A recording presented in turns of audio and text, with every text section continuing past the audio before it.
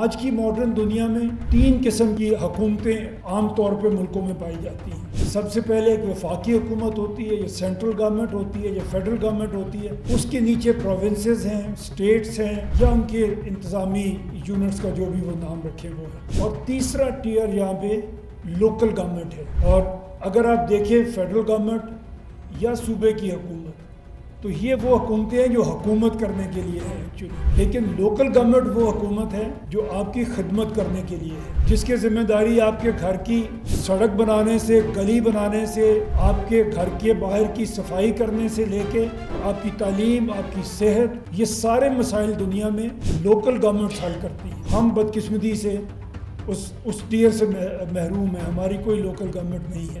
اگر ہم دیکھیں 78 ایئرز سے ہم لوکل گورنمنٹ بنانے کی باتیں کرتے ہیں، ہمارے آئین میں بھی لکھا ہوا ہے کہ لوکل گورنمنٹ بنے گی۔ 140A شاید وہ شک ہے جو یہ ہمیں بتاتی ہے کہ ایک انڈیپینڈنٹ لوکل گورنمنٹ ہماری ضرورت ہے، لیکن اس آئینی امینڈمنٹ کے بعد بھی ہم اس سے محروم چلے آتے ہیں۔ کیوں محروم چلے آتے ہیں؟ کیونکہ کوئی صوبائی حکومت اپنے اختیارات کو ڈائلیوٹ کرنے کے لیے تیار نہیں ہے۔ کوئی صوبائی حکومت یہ نہیں چاہتی کہ اس کے اختیارات میں کوئی دوسرا بھی شریک بن سکے، اور اس کی جو بھی نقصانات ہیں اس کا نشانہ ہم لوگ بنتے ہیں، عام عوام اس کا نشانہ بنتے ہیں، وہ اپنے حق سے محروم ہوتے ہیں۔